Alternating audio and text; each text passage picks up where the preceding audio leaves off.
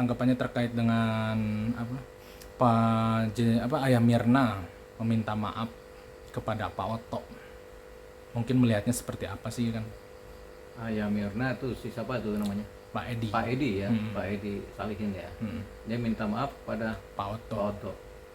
Kita juga nggak tahu tuh maksud dan tujuannya apa minta maaf. Karena orang kalau minta maaf kan tentunya selalu ada kesalahan. Nah kalau nggak ada kesalahan kan kita bertanya-tanya. Tapi permintaan maaf ini dasarnya apa? Nah, Kalau minta maaf tanpa dasar kan nggak masuk akal. Tiba-tiba saya minta maaf, tapi nggak masuk akal kalau nggak ada kesalahan.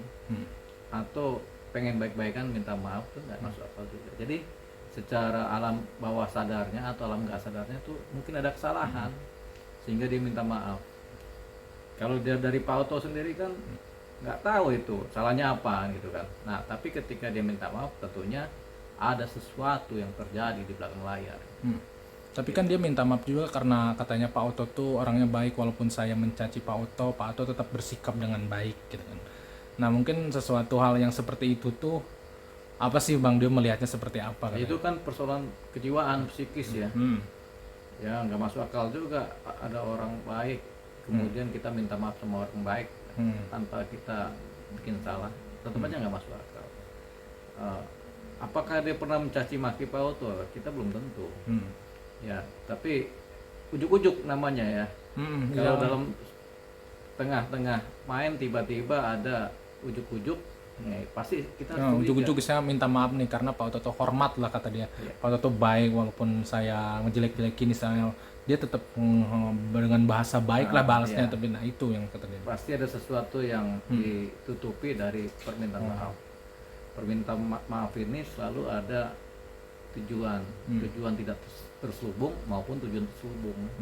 Kalau tujuan tidak terselubung berarti kan meminta maaf karena ada suatu kesalahan yang faktualnya ada. Tapi kalau terselubung ini berarti dia minta maaf walaupun dia bilang tidak ada kesalahan, tapi sebenarnya ada kesalahan yang diumpetin. Berarti kan awalnya netizen juga mengira, kok sekarang nggak menggebu-gebu seperti awal sih ya kan, dari video terbaru ya. Nah dia tuh secara bahasa mungkin agak pelan mungkin.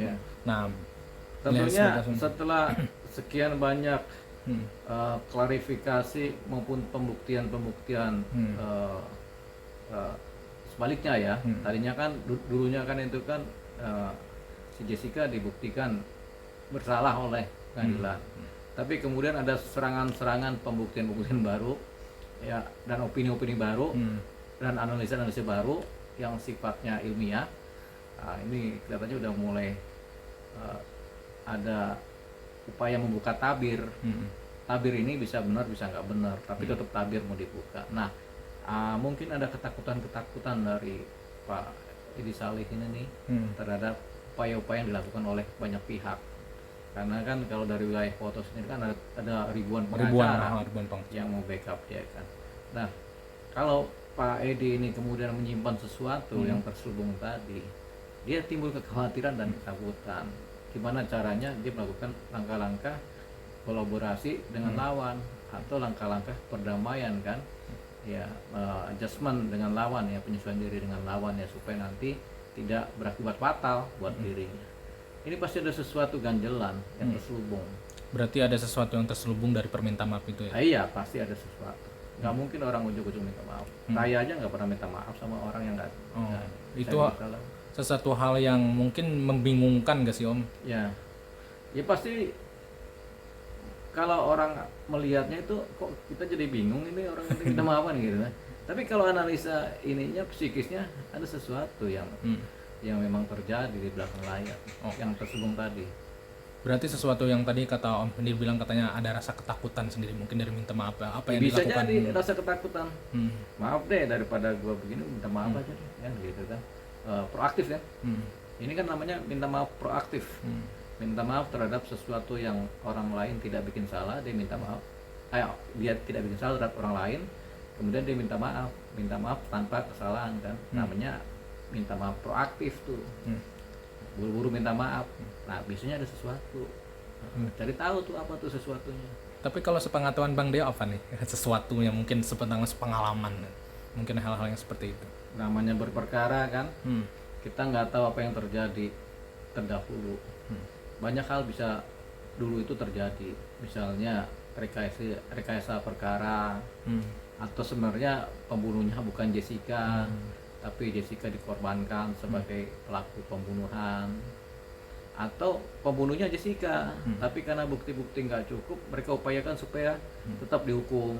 Ada juga banyak hal gitu, termasuk misalnya ada upaya-upaya, oh nanti dapat, misalnya adalah dapat asuransi atau apa gitu yang kaitannya dengan Jessica dan Mirna tadi.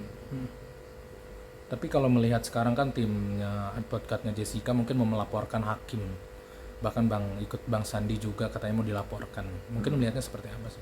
Sandi mana yang laporan? Yang tim Oh, yang itu, ini jaksa. bahkan katanya mereka berharap seperti itu. Orang melaporkan kalau yang terselubung tadi, dugaan terselubung tadi ada, mereka melaporkan ini kan, hidupnya Jessica melaporkan ini kan, yaitu sah-sah saja ya. Melaporkan baik jaksa terdahulu, baik hakim terdahulu, baik kemudian penyidik terdahulu, sah-sah saja dilaporkan. Siapa tahu pikiran mereka benar bahwasanya ada dugaan rekayasa perkara. Kan kita boleh juga dong mengecek benar nggak sih ini perkara diputus, atau sebenarnya mungkin aja ada rekayasa perkara, baik yang diduga dilakukan oleh penyidik bekerja sama atau berkolaborasi dengan penuntut atau dengan hakim atau dengan si keluarga korban, bisa aja terjadi dengan saksi-saksi ya.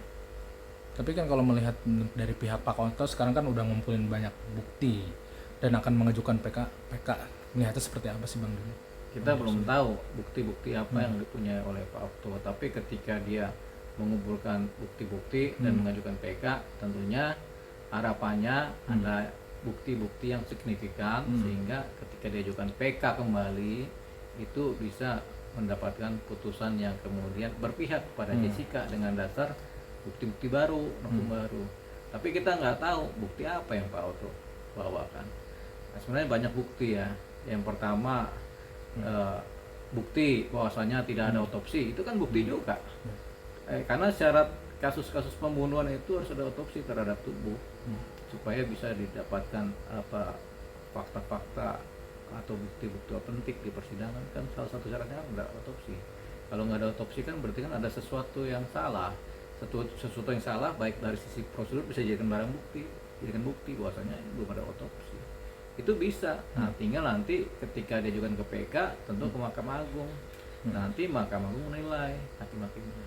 Ya kan kalau ada cacat formil, itu kan termasuk cacat formil tuh.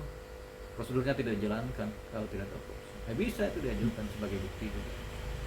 Tapi seberapa optimis sih mungkin dari Bang Deo sendiri kalau PK ini diajukan? Gini, setiap perkara kita selalu optimis. Bahkan perkara yang sedang bergulir kita selalu optimis. Bahwasanya perkara ini optimisnya adalah diputus seadil-adilnya oleh dalam hal ini Mahkamah Agung. Tapi kan kita nggak tahu pikiran hakim bagaimana. Kadang bukti udah kuat juga kalau hakimnya juga nggak bisa melihat bukti itu, ya tetap aja dia putus yang berbeda dari harapan optimisme kita kan. Tapi harapannya ini kan sudah menjadi kesadaran kolektif masyarakat mengenai Jessica ini kan. Karena Jessica sendiri tidak pernah mengakui bahwasanya dia melakukan pembunuhan. Kemudian pembuktiannya juga hanya dari CCTV yang kurang akurat. Kemudian sama sesuatu kematian yang tidak pernah diotopsi gitu. Sama racun cyanida juga yang nggak begitu tampak karena nggak ada otopsi kan, jadi nggak ketahuan. Jadi bukti-buktinya hanya dari gerak-gerik. Gerak-gerik sama CCTV, gerak-gerik yang dilihat dari CCTV kan tanpa otopsi, sama kesaksian-kesaksian yang belum tentu valid juga gitu. Jadi belum sempurna itu pembuktian pada masa itu, cuman karena ada galangan opini pada masa itu dan galangan opini waktu di persidangan, baik saksi ahli atau siapapun juga yang ikut serta di sana, sehingga hakim punya keyakinan memutus perkara orang bersalah tanpa pengakuan, tanpa bukti-bukti otopsi, dan dengan saksi-saksi yang kurang, dan hanya dari gerak-gerik CCTV yang nggak akurat. Tapi kalau melihat saat ini kan Pak Oto juga menyinggung kalau ke ayahnya Mirna dengan dugaan membunyikan alat bukti CCTV. Mungkin melihatnya seperti apa sih? Dugaan Membunyikan apa? menyembunyikan Alat bukti CCTV. si siapa nih? Pak Ayah Mirna Ayah Mirna diduga menyembunyikan menyembunyikan. alat bukti CCTV. Ya, kita bisa lihat apa itu ada. Kan di persidangan kan ada beberapa CCTV yang dipertontonkan kan sebagai bukti-bukti petunjuk kan. Tapi kita nggak tahu itu kalau ada CCTV baru yang disembunyikan atau salah satu video CCTV yang dari sudut mana yang disembunyikan kita belum tahu. Tapi kalau Pak Oto punya itu bukti ya bagus. Berarti kan lebih menunjukkan ketidaksempurnaan dalam pemidanaan, dalam putusan. Kalau Pak Oto punya. Kalau kemudian Pak Oto punya bukti bahwasanya orang tua Mirna ini menyembunyikan salah satu video CCTV atau dua video CCTV.